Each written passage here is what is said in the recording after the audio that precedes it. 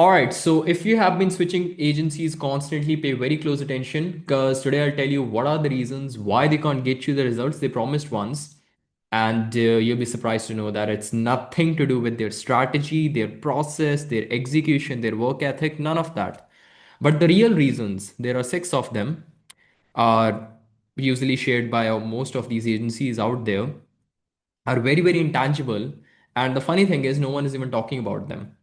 In this video, I'll be telling you what are those six reasons, how to spot them on the very first call itself. So before you lock in your investment, right?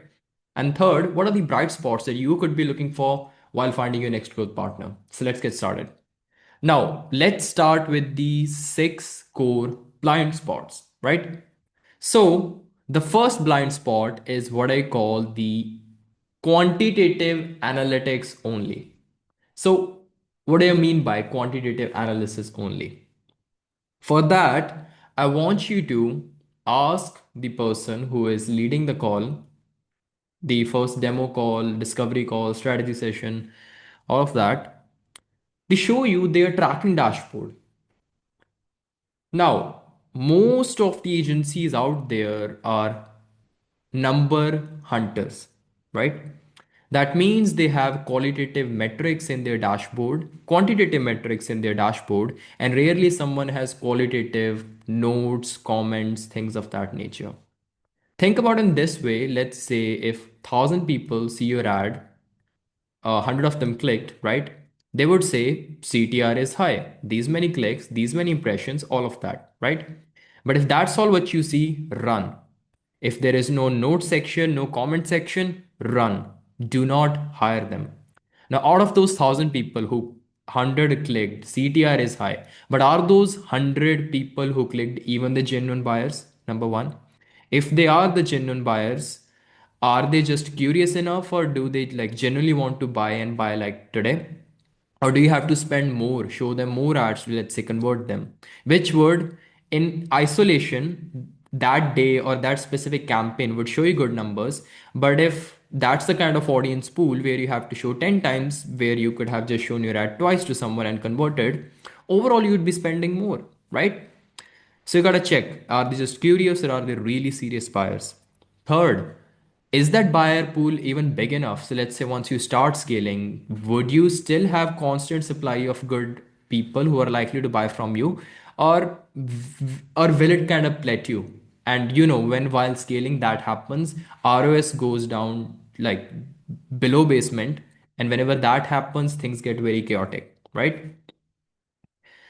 And the thing is, if an agency has just been tracking, let's say, CTR, reach, clicks, and all of that, they usually get these false signals like, all right, good CTR means creative is good, high reach means audience is big, and cheap clicks mean, we have a scaling opportunity. But down the line, maybe not in a week, not in a month, but down the line, things get chaotic.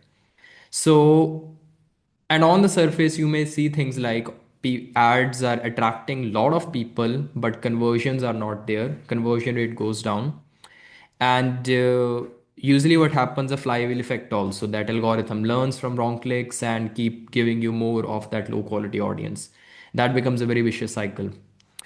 Or second thing, you might have seen message not connecting.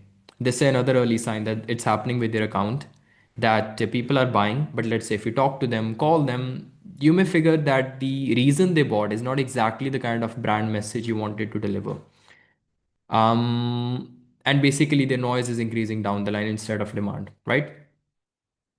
Now, so always ask them to show their tracking dashboard on the very first call. Don't believe the words, believe what their systems, right? And second is a very good filter that I usually ask while hiring people is I'll ask them, for a brand you have to figure out converting creative as well as high converting audience. Which one would you prioritize and why? Whoever goes with the audience first is the right, has it's a level 1 green flag. Whoever says creative first is already run. Okay.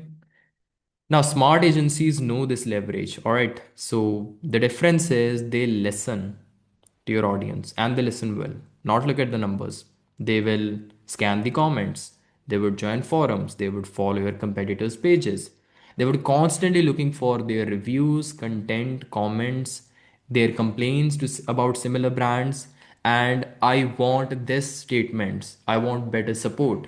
I want better fit. I want more assurance that the print would be the way it is shown. All of those statements, they're constantly hunters for those why statements and what they can do better, right? So that's that. Um, so that's the first reason. Second reason is lack of understanding of unit economics, right? Now, what do I mean by lack of understanding of unit economics?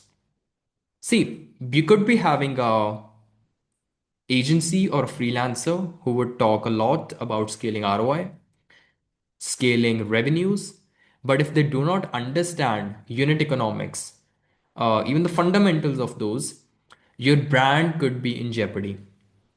Because with all this experience, all the last 5 years working with a lot of different brands, one thing I have figured that number one, you can grow the revenue and still bleed cash, and you gotta know your limit. Can you bleed? Well, no one suppose want to bleed, but if the bleed happens, you gotta be realistic. Can you bleed that much? Second, an agency can show beautiful ROAS and still make no money, still leave you unprofitable at the end of the month, at the end of the quarter. And third, you can scale and get closer to shutdown. Why? Because in isolation, ROAS and profit are different things. And so, just like that, CPA is not equal to business health and revenue is not equal to cash flow. All these metrics in isolation can look really good while the company is always dealing with fires and constant chaos, right? And whenever this happens, it's usually because they have been putting that ROS number or the CPA number as the, baseline, that that's all what they want to improve, but how the decisions are getting around it are very short term, that just maintain that number for a while and other things start breaking. So they do not understand the entire pipeline, like how increasing budgets here will impact the cash flow at the end of the month, or how, let's say, using a lot of discounts now that may give us higher number of conversions, but how it will impact the profits at the end of the month. So all of that. And whenever you work with them, you would end up in one of the couple of states. One is you would grow liquidity problem, right? Second is that strategy will work for short term, month or so, and after that there is no clear growth plan about how we're going to increase the profits or the revenue in the next phase. And so like all you will hear from them is, you would see like they'd be just repeating what you want to hear, like more assurances but less actionable plan. Like, all right, milestone one is this by this time, milestone two is this by this time. Milestone one would have priority one, two, three, and milestone two is going to have a priority one, two, three. And if this does not works out, here's a contingency plan. That's how a smart, holistic, systemic founder or a growth partner would tell you that how would they scale your brand, right? So the best thing you can do is ask these couple of questions while screening them. Number one, what are your contingency plans? Try to get as deeper as possible. If this doesn't work, then what? All right. So if you do that and that doesn't work, or this get delayed by this many days, then what? Right? Second is what you can do is,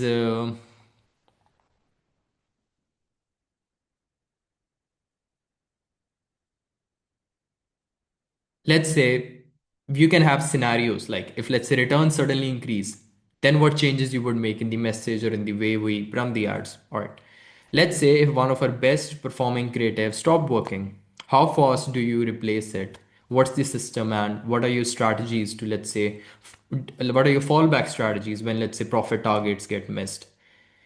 And second phase of questioning, you can ask how your priority structure works. Like, let's say How would you prioritize? Will you go for revenue first? Will you go for profit first? Anyone who says we will do both together, run. It's just like, gaining muscle mass. You don't eat and exercise at the same time. You have phases of gaining, then cutting. Just like that you do with business. So if someone says we can do it together, it doesn't work that way. You gotta have phases, monthly, weekly phases, right? Or someone who says we'll just focus on revenue for this long, that is also not a very good long-term strategy. So you got to be very watchful about how do they do it, because what we are exactly trying to figure is so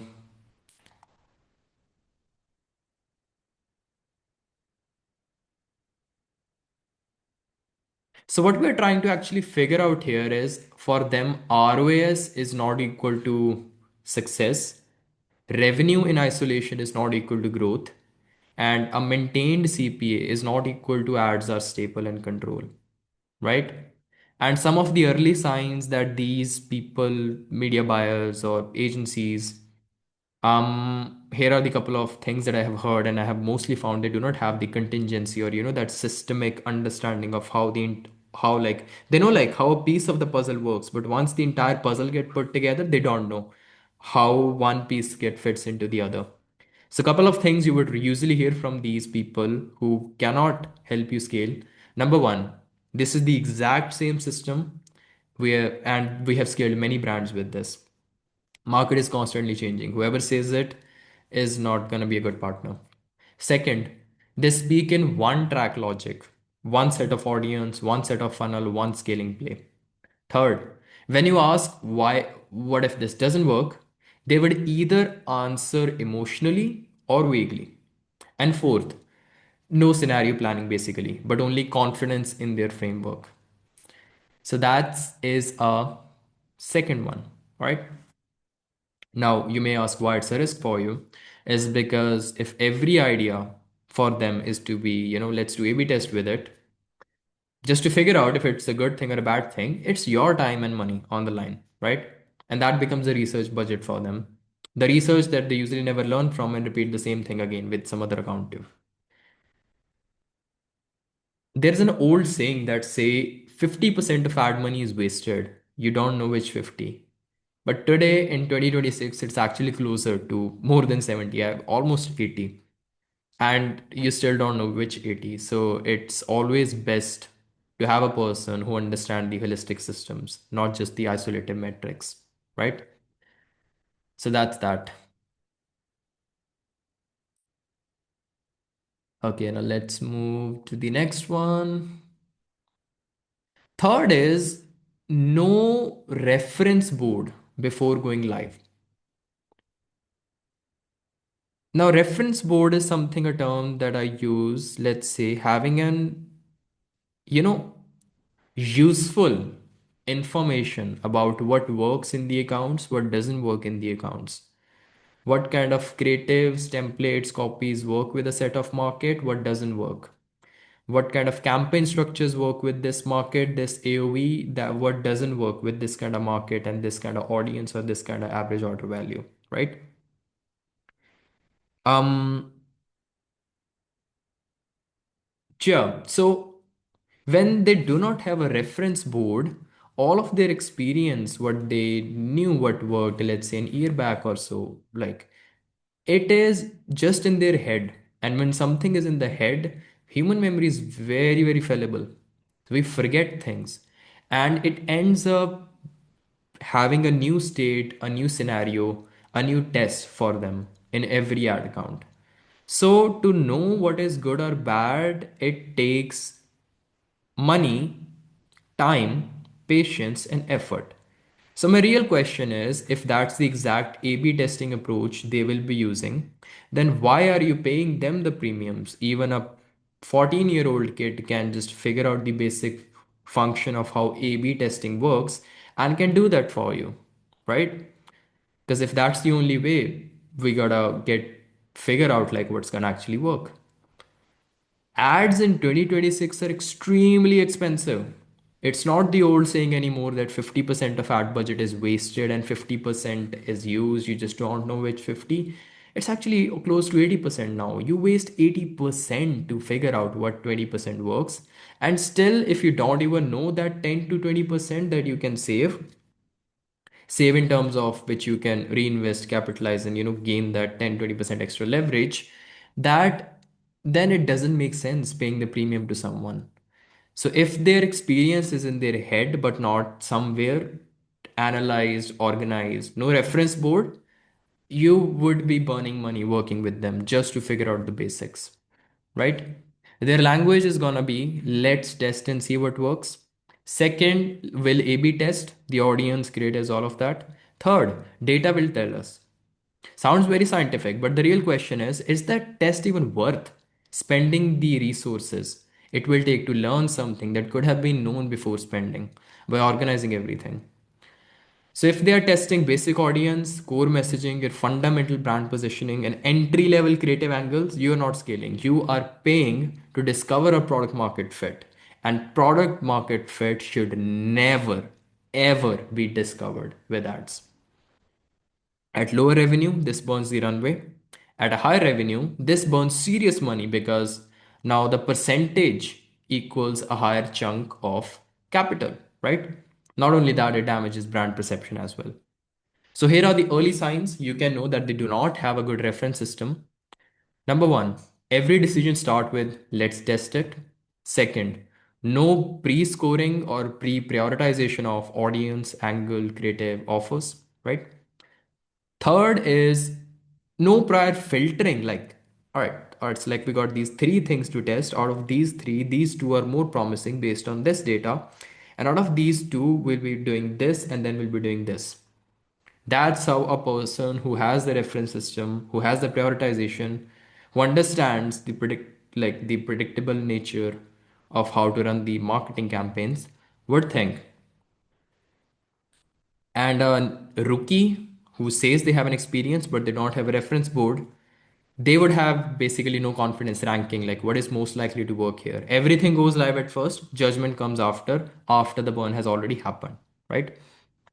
In simpler words, they would test everything, they would try everything, then tell you what works. But smarter agencies would tell you first what should not be done, what should not be tested, what should not be even touched or even looked at, right? They don't ask, will this work? They ask, how likely is this going to work compared to all these other options? Testing should be done for fine tuning, nuances, and optimization, not figuring out your basic demand, discovering your audience, and fundamental messages. So here are the questions you can ask. One, before you test, how do you handle deciding what's worth testing? Second, how do you score audiences in creative before money is spent? Third, which reference data do you use to predict performance? Fourth, how do you avoid spending on low probability experiments? Right? Fifth, what part of your learning comes from research versus what comes from paid traffic? If to these questions their answer is will test and see, or the inference is will test and see, you are their research budget. Run, run with your money. Now let's come to the fourth one, that is lack of leadership and accountability. Now here's the deal, when no one is clearly in charge, decision drift. When no one owns the outcome, money, time, patience, everything gets burnt very, very quietly. When communication is weak, you find out problems late after the damage is done. So without leadership, an agency becomes a task doer, not a growth partner. And you have to either do hand holding, which is not the very reason you hired a growth partner in the first place, right? You could have hired a intern for 5-10,000 and just give them the account and they could have worked, right? Here's how it plays out. Strong team lead. They tell you less about what to do, but more about what not to do.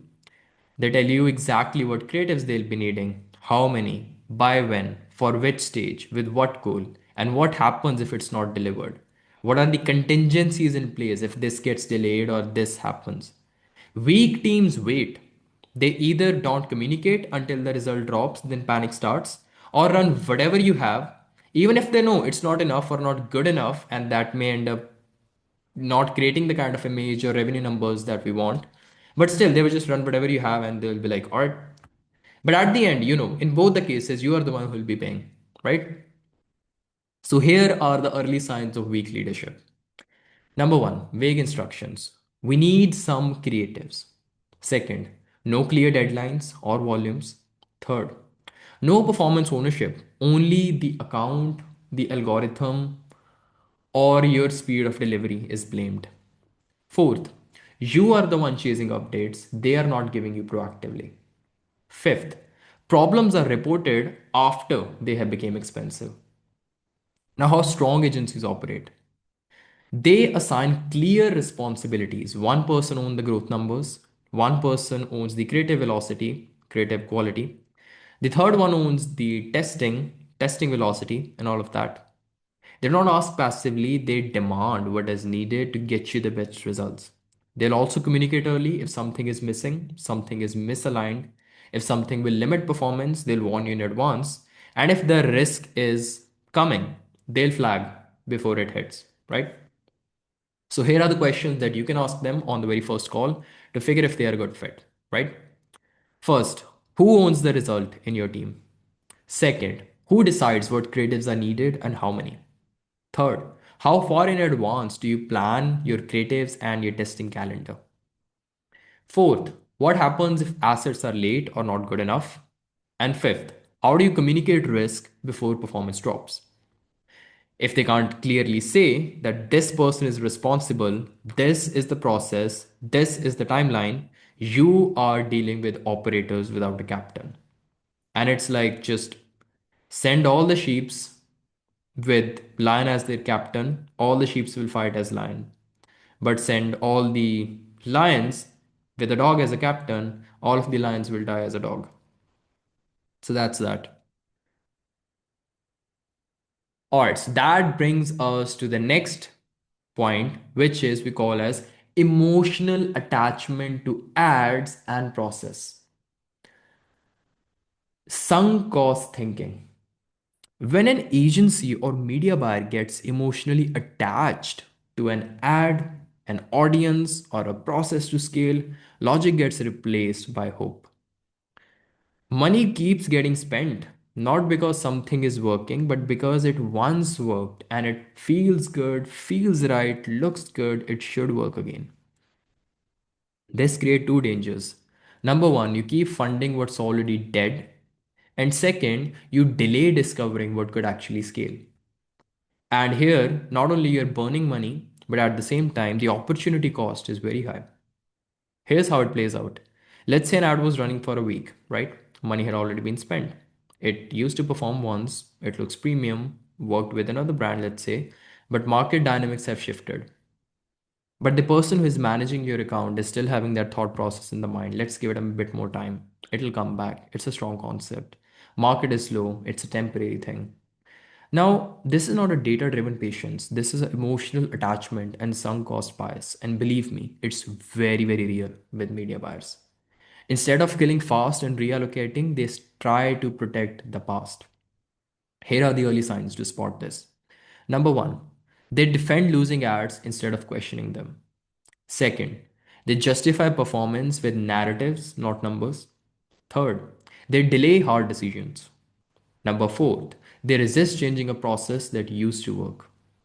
Fifth, they say trust the system when actually in that time, statistical period of time, let's say 7 days, 14 days, when the system is actually bleeding, right? Now, here's how smart growth partners handle it. They're not attached to ads, audience, angle, funnels, framework, anything. Only thing they're attached to is outcomes that may be profit, revenue, and all. And second, speed of learning. They kill fast, they move budgets without ego, they replace it without any past attachment, trauma, or nostalgia. And they treat the ads more like an inventory, not like an art. No emotions, only probabilities and performance. So here's how you can judge this before hiring. As you can see, this is more about the person who manages the ads, who is working on the account actively, not the process, right?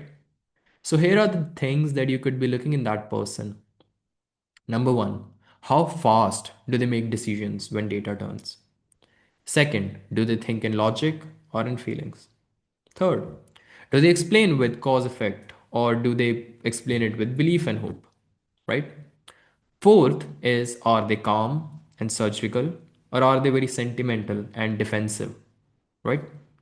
So, how do you assess this? Number one, ask how quickly they usually kill a losing ad.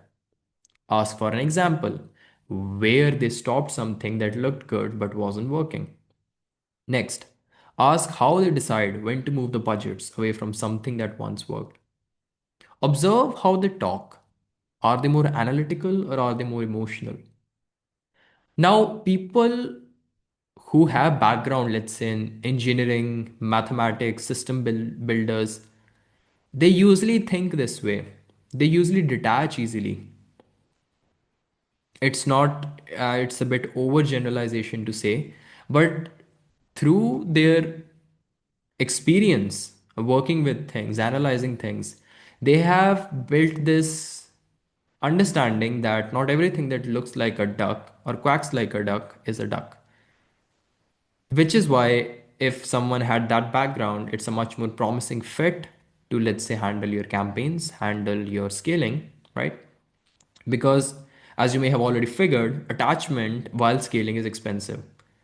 Detachment is a competitive advantage.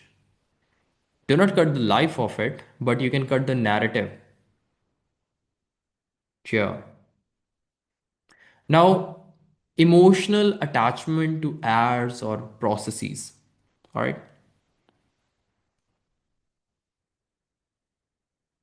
Yeah, that's a very, very important thing.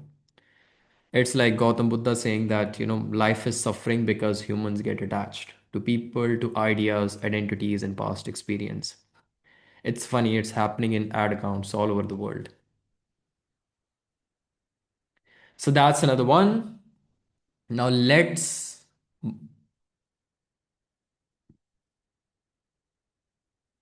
So, emotional attachment we covered. We have covered lack of leadership and accountability. We have covered no reference board. We have covered no contingencies in place. We have covered chasing ROI, lack of unit economics, and we have also covered qualitative, missing qualitative analysis. Yep. So that pretty much sums up the six core blind spots agencies and people who work on the ad accounts have that impact, their performance. Now,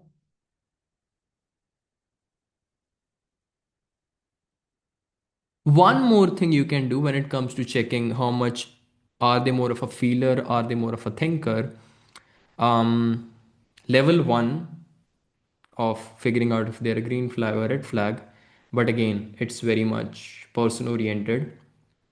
One is if they have, let's say, their personality type recently taken Myers-Briggs test, that can be a good place to start, right? If they are like high, like polarity towards feeling, then thinking is very high, let's say 80/20 or something.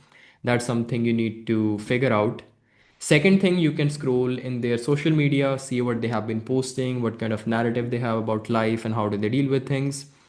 Third, which is one of the best way, is to you getting on a one-on-one call and actually talking to them and figuring out if they have more analytical brain or are they more emotionally driven, right? So that's with that we sums up pretty much the six blind spots. So what are the bright spots now? Number one, pretty much inversion of what we discussed. Deep qualitative intelligence layer, right? Where you ask, how do you understand the customer, not just the numbers?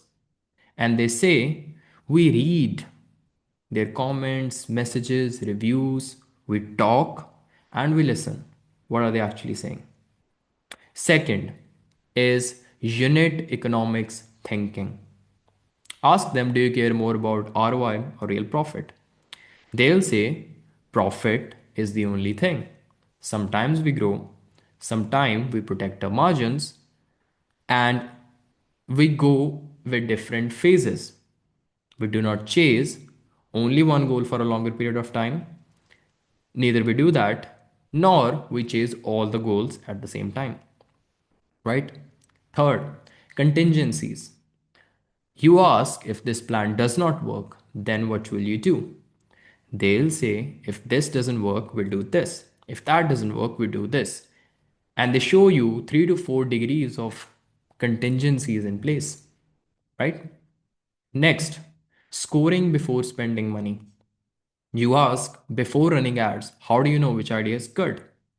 They say, well, we compare it with what has worked before and only test the best ones based on the current market understanding, right? Fifth, clear leader and communication. You ask, who is responsible if results are bad? They'll say, this person is in charge, or I am in charge. And we'll tell you clearly what we need, when we need, so you can also be prepared in advance, right? Sixth, no emotional attachment. You ask, if an ad is not working, how fast will you stop it? And they'll say, very fast. Why to keep it running if it's not working? We only care about what works. So yeah, these are the bright spots. I hope you have got some value out of this video. It was created on a very whim. But if you have a brand that you want to scale and you want to work with a growth team that has at least all of these things sorted out, forget all those, surface, shiny object syndrome, this strategy, 4-step plan, all of that. They does impact the results to some extent, but it's more about foundations, just like foundations of your brand, foundations for in the brain of the person who is working on your account are actually very important to even give your brand the foundations that it needs, right? So if you have a brand that you want to scale and want to work with a growth team that has all of these sorted, you may want to click on the link below and schedule a call. And that could be one of the best decisions you make this year. We'll see you on the other end. Have a great day.